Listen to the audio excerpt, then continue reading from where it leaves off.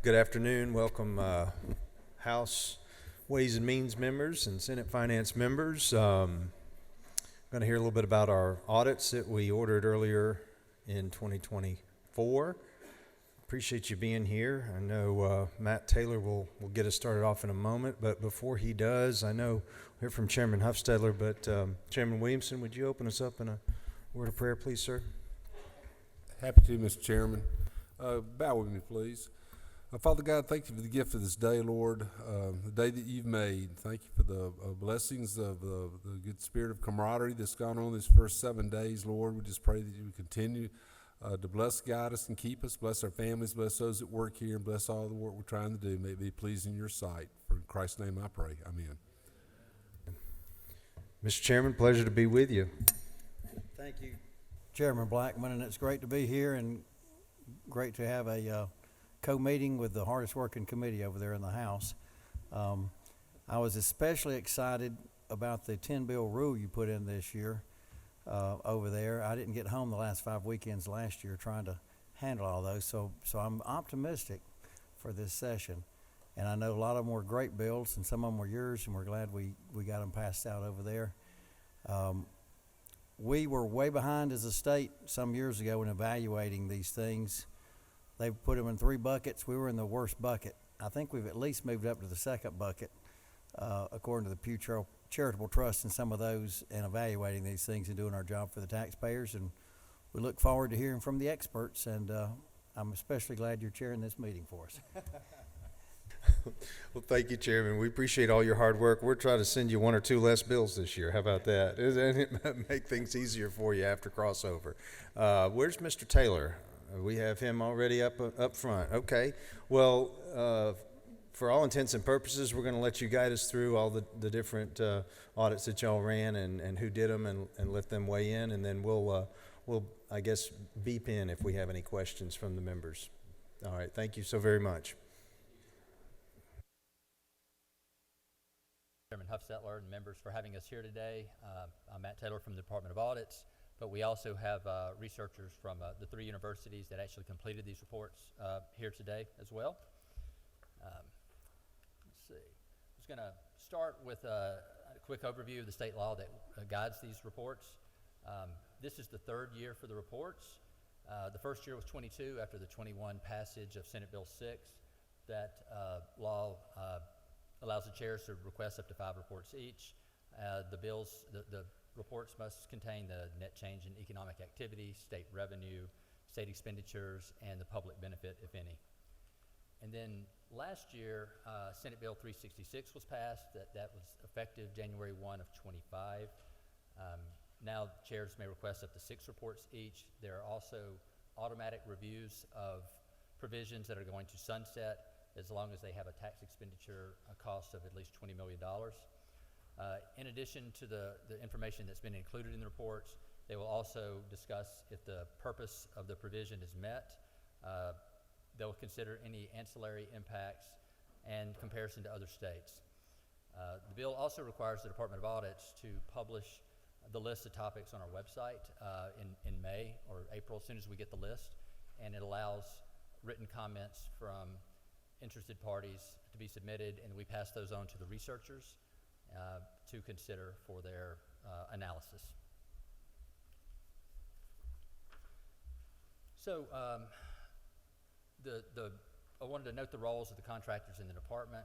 So the law requires that the work be performed by contractors. We had an RFP a few years ago, and contracts were awarded to 3 universities. That's Georgia Southern, Georgia State, and the University of Georgia. It's the researchers at these institutions that perform the analysis, and they write the reports. The Department of Audits, we assign the projects, we collect comments from interested parties. We worked with the contractors to develop a general outline for the reports. We review the drafts and provide comments, and then we create 1-page summaries. So this is the list of requests that we received in 24. You see we had 8 reviews, 5 from the House and 3 from the Senate. These include income tax credits, income tax exclusions, a premium tax abatement, and several sales tax exemptions. So I was going to quickly describe these as quickly as I can. Starting with the bank tax credit, this is a credit that is intended to fully offset certain taxes levied on banks by cities and counties. So state law allows local governments to assess an annual tax and a separate tax on gross receipts, and this is basically a 100% offset of that. The next one is a coin-operated amusement machine sales tax exemption, or COAM. This is a sales tax exemption on gameplay. COAM includes coin-operated games like pinball machines, jukeboxes, if they still exist. But the study speaks more to Class B machines that allow for non-cash rewards. These are the types of machines you may see in some retail establishments, people playing. Georgia sells licenses for these games already and receives 13% of the net revenue from them. The third is construction services. Construction is one of many services not taxed in Georgia under Georgia law. As you know, Georgia generally taxes goods and taxes a much smaller list of services. But construction services is included in the annual tax expenditure report, and a request was made for this to be included. The fourth one, global intangible low taxed income exclusion. This one is a little more complicated, I think, than the others. It's a type of income. It was created as part of the federal tax bill in 2017. It's related to foreign earnings of multinational corporations, and it has been excluded from taxable income in Georgia since it was created. Let's see, the fifth one, insurance premium tax abatement. This is allows insurance companies to lower the tax rate from the 2.25% base. It's 2.25% of premiums. They can lower that based on investing assets in Georgia instruments. And there's the amounts there, how much they can reduce the rate. Then we have the jet fuel sales tax exemption. It exempts the purchase of jet fuel from state sales tax. Natural gas sales tax exemption. This allows utilities that purchase natural gas for the manufacture of electricity. They're not taxed on those purchases. And then finally, the professional, scientific, and technical services sales tax exemption. This is like construction. This is a broad service category that is not taxed in Georgia. You can see some of the examples here. Legal services, accounting, engineering.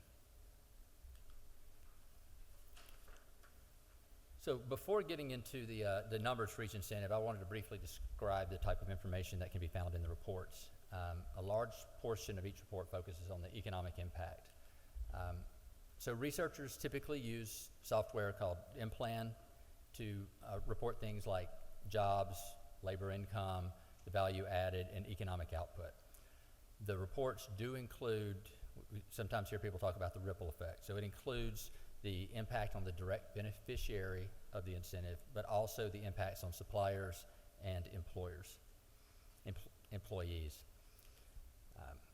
An important point in these reports is always the but-for analysis. So not all activity within an industry is associated with a tax incentive, and the researchers attempt to determine what portion of activity is due to the incentive specifically. So there's some limitations to economic impact analysis that I think should be considered. Not every incentive that's reviewed has a sole or even a primary purpose of economic development. So we've reviewed the grocery sales tax exemption, and that's generally not created for the purpose that is measured in the reports. In the reports due in 2025, as I mentioned, the researchers will be noting if the incentive is accomplishing its purpose. You may know this, that the purpose is not always clear in the law, so there'll be some interpretation there. Another limitation is that it measures economic and fiscal activity in a really set period, and so it doesn't consider things like the state's reputation or long-term decisions that may be made by a sector. So there will be a couple of examples of these in the reports this year that need to be considered. So I will get to the numbers. So I'm going to discuss COAM separately, but 7 of the 8 incentives are listed here and on the next few slides. I'll talk about the jobs, the value added to the state economy, and then the state revenue generated from the activity, and some other considerations that go beyond those results. So this slide shows the jobs and the cost per job.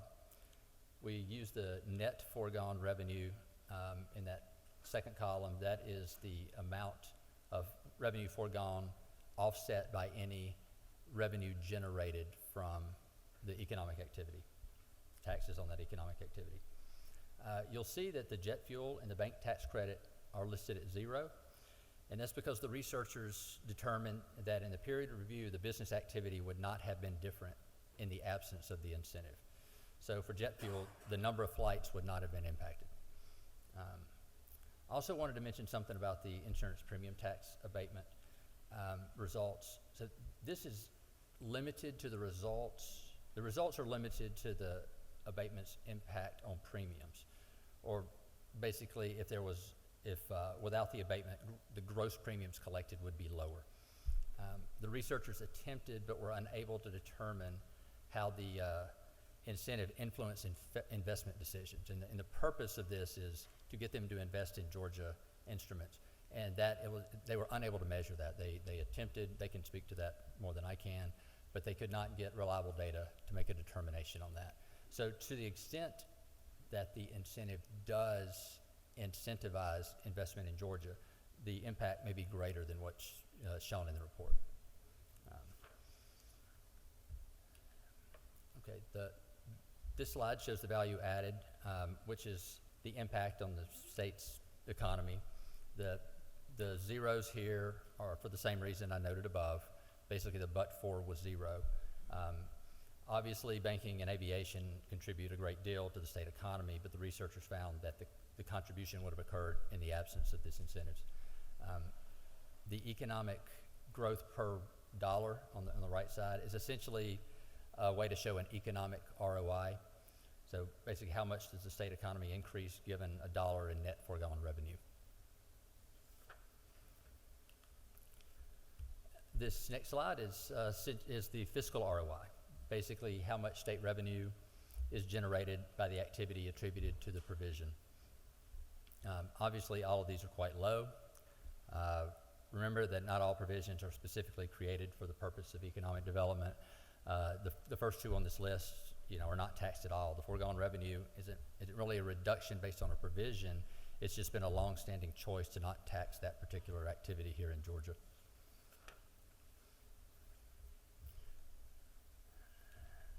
So there was some other information in the reports that I thought were important to consider that I wanted to go over beyond the in-plan results. The first two on this slide are services that are not taxed in Georgia. Most states do not tax these services. Researchers noted a couple of other things that you can consider payment for services similar to labor, which is subject to income tax. So you're paying someone for a service, you're paying basically for labor. And in professional services, many professional services are being provided to other businesses and could be considered a business input into some other type of product that is taxed already. For the premium tax abatement, in the comments, the industry noted a direct correlation between the abatement and premium levels.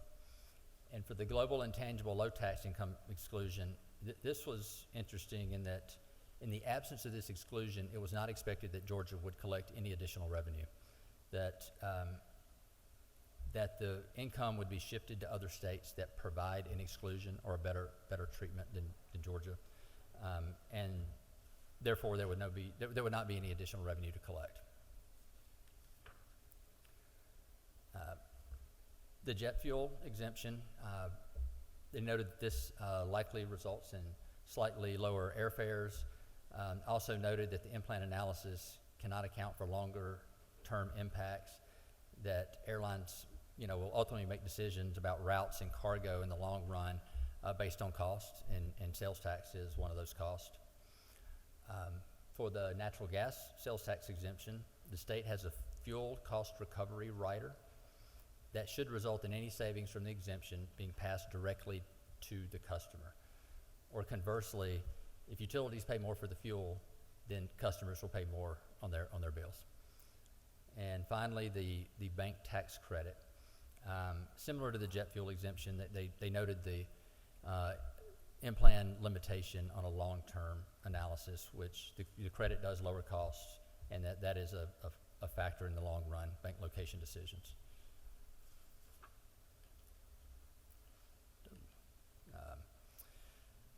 So finally, I want to talk about the COAM that I left out earlier. The analysis for COAM is a little bit different than the others. Make sure I'm on the right slide. So there is no sales tax on COAM gameplay, but the state does receive revenue from the industry. It sells licenses and it receives a share of the net revenue, which is the Mr. growth- Taylor, I got a couple questions, but maybe before we lead into the coin operator. Yeah, that's a good place to start. All right, if it would, start with Chairman Martin first, number 27. Thank you, and thank you for the presentation. Go back a few slides to I guess the first one with the airlines. You said that your analysis said that they wouldn't change any flights. I'm sorry. Let me get the researchers up here. They'll Okay. do a better job answering some. No, that's fine. I mean, I don't doubt it would change any flights. My question on that is, did we check about what other places, for instance, I mean, Delta's a big player in Atlanta, where else they hub, if they pay tax on jet fuel there, because I know there are load factors that go with fuel. I mean, was that, I want to ask you to get into the details of that because that's not for here today, but were those things taken into consideration? You wanna come up here? Because I know in the past that has been on tax of international flights, how much fuel is loaded, how much is burned over U.S. airspace, how much is burned over international, because federal excise tax is not due on jet fuel that's burned in international Right. waters, et cetera. So my only question is, was that taken into consideration as to where else they might fuel? In other words, if it was taxable in Georgia, might they not fuel so much, and then when they landed in Colorado, if it's not taxable out there, they'd buy more fuel. Therefore, there'd be less other economic activity goes on. Yes or no, was it taken into consideration? Because we'll get down to the details of the numbers. That's more than I'm sure the chair wants to indulge at this point. Yes. My name's Nicholas Warner. I work for the Fiscal Research Center. And I think the most important thing to think about in terms of your question is the time scale. We looked at a period when jet fuel was taxed, and we just didn't see much shifting away from fueling in Georgia. But over a long time period, if it were taxed here, we can imagine the airlines looking for opportunities to fuel in other airports. But you did look at other airports. We did, yes. Fair enough. And if I may, one additional follow-up, because I think important what you said, most all of these things, if we charge, is it not true, if we charge tax on them, that tax is going to roll through the business and probably cost the customer, I mean, it's the customer more. I mean, yours was perfect in the natural gas area that the power plants, generating, they have a direct energy pass-through. I mean, that's just, if we started charging tax on nat gas that's used to generate electricity, it's tantamount to us doing a rate increase. With natural gas, it does appear that way with the cost rider. Yes. And the same thing, is it not true that if we did that on services and contractors, that we would in fact be doing that in stacking tax, much as they do value-added tax, and you have one subcontractor paying this subcontractor who's paying another. You could stack the taxes if you were charging on multiple services. Yes. Like we don't charge tax Yes. we don't Yes. charge tax on goods in process at this point. Correct. That was a point I was trying to make, especially with the profession. Exactly. But yes. And the last one, if I would, is, and tell me if this is true or not. When do we charge sales tax when someone is putting asphalt on a road, a state road out there? Do we charge contractors tax on that asphalt today? I believe we do. I do not know the answer to that question. I believe we do. I don't think we charge it on federal projects because federal projects You cannot, right. are not taxable. But I believe it's not true that we actually charge state sales tax on asphalt. On the tune up- materials. on the materials. I'm sorry. It could be aggregated asphalt. Right. And I wonder there. We wonder sometimes why we don't have enough transportation money, so we charge ourselves tax, and then we don't have enough money to do that. So just to bring that up, ultimately the people pay the tax. Thank you. Yes. You sure that's your last question? Well, Are we going to break for Chairman Smyre's presentation? That's a serious question. I know there are a number of people that want to attend, and we won't hold that against anyone if they need to, of course.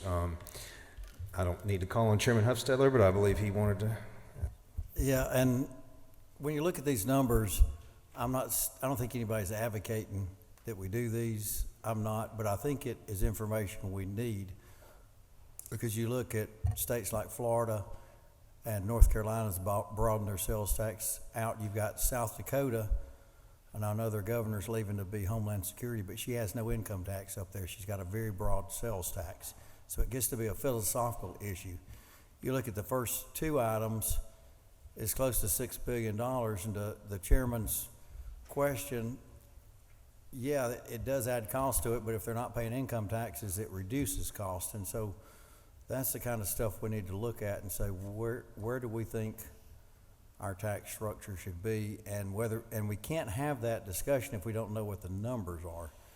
So I think these add up to around, I believe Chairman Albers over here had $7 billion and something total, and and it's a significant amount of money that the state may someday want to say, do we want to have a broader sales tax like other states do and a lower income tax, or do we want to stay where we're at? And I think that's the reason to look at some of these numbers, not necessarily say this is what we're going to do. I'm not interested in raising revenue, but as all of you know, we like to look at our income taxes and our property taxes and see what we can do to keep them low.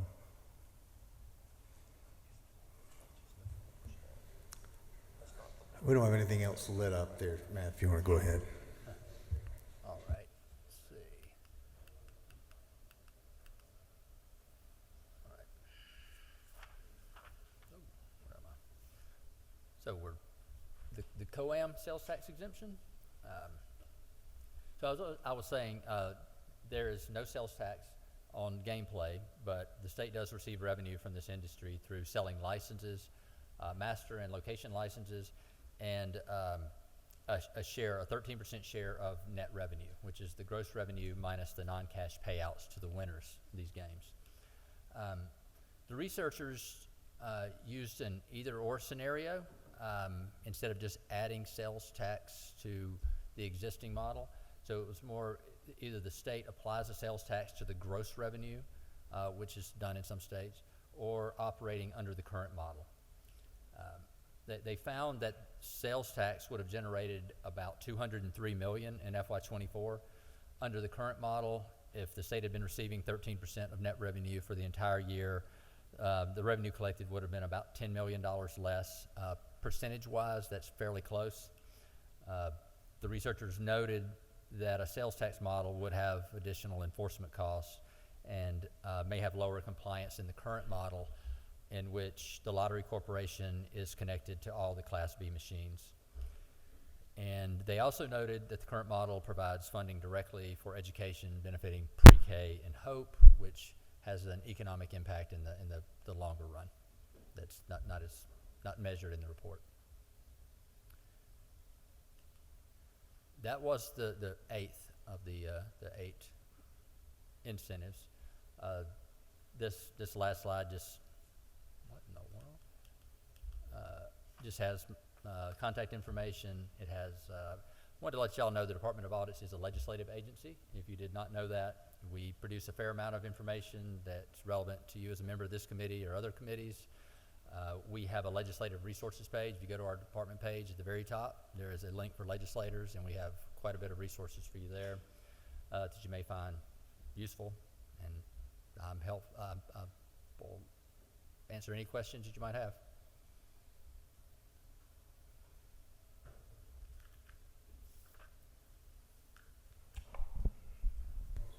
Chairman Cowsert, you have a question? Thank you, Mr. Chairman.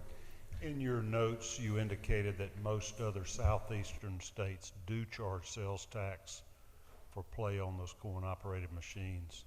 Did you look in other parts of the country to see what percentage the state would get compared to the master licensee or the location licensee? I'll let the Georgia Southern researchers answer that question. I don't have the details and of the states across the nation. I don't even, was it most southeastern states? It was. Okay. You want to introduce yourself real quick? Sure. I'm Ben McCain with Georgia Southern University in the Center for Business Analytics and Economic Research. What we looked only at the southeastern states specifically. There was not quite as much consistent nationwide information. So realistically, Georgia's system stood out as being as having a net benefit over what some of the other states were doing in the area.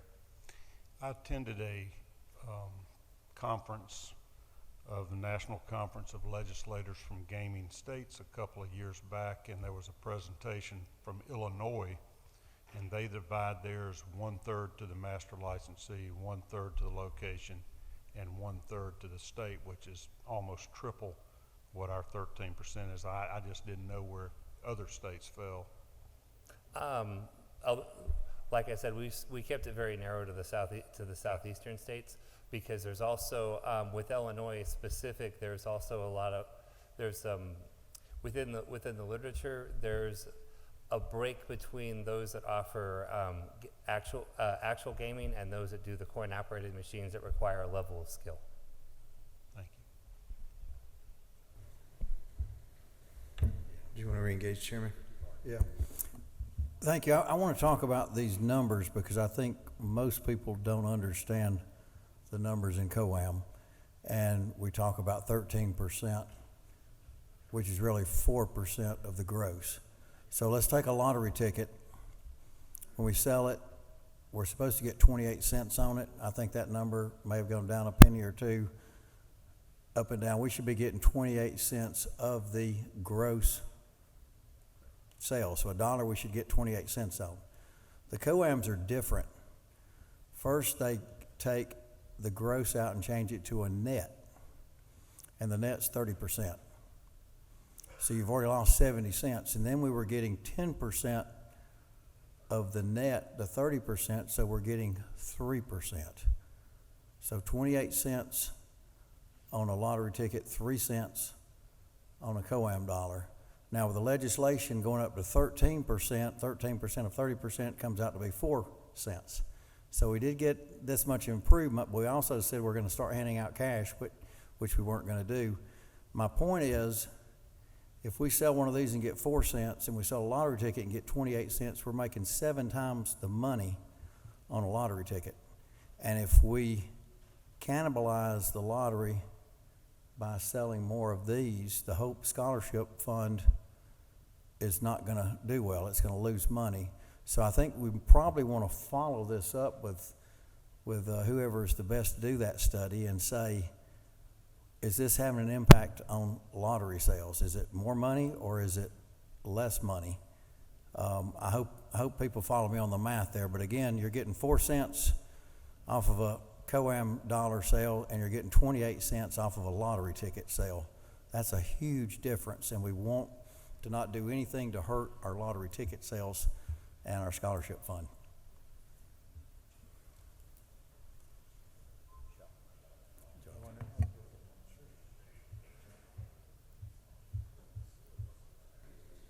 Chairman Albers? Thank you, Chairman. First, Matt, thank you for the great work that you and Greg and the team have done, as well as our 3 universities. You know, background history for some of the folks that are newer to this process.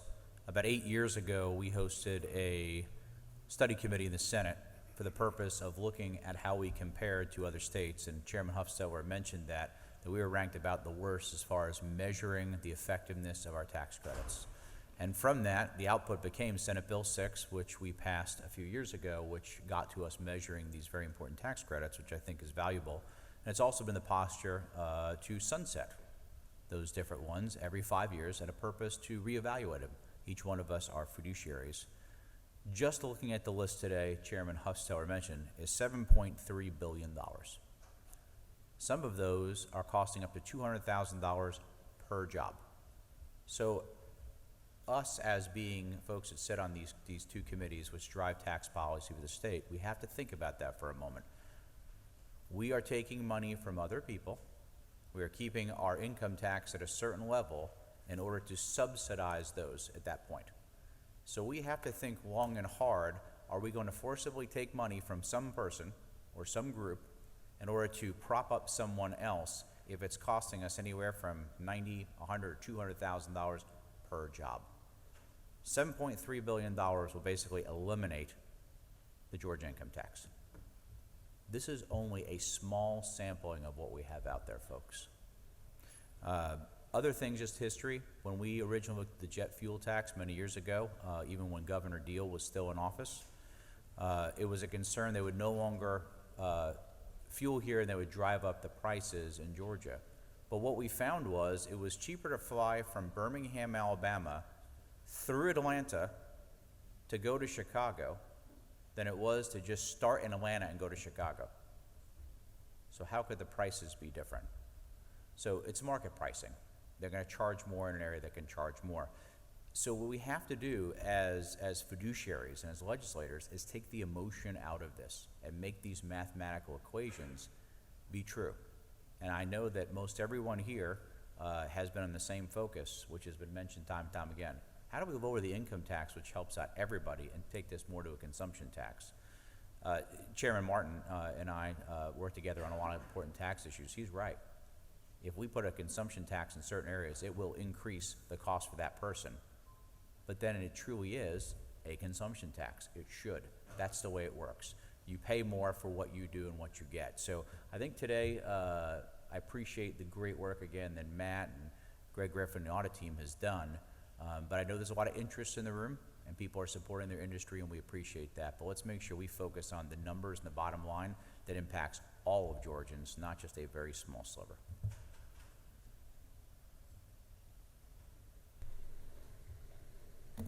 I don't see anybody else with any questions here. Matt, did you have any other presenters that wanted to weigh in today?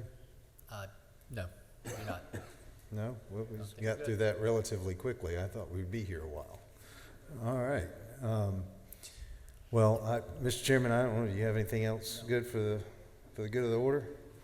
No? I just follow up, thank and echo Chairman Albers and Chairman Hofstadler. We appreciate the work that y'all are doing over in audits.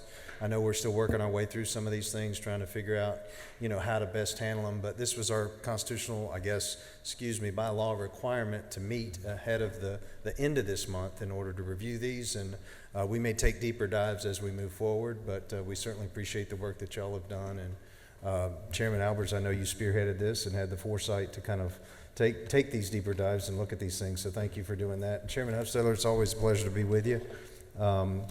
Like I said, we'll try to send you a bill or two less. How many we get over there this past year?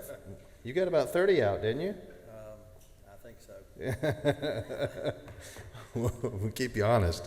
Thank you all for being here today. Does anybody have anything further? All right, we stand adjourned.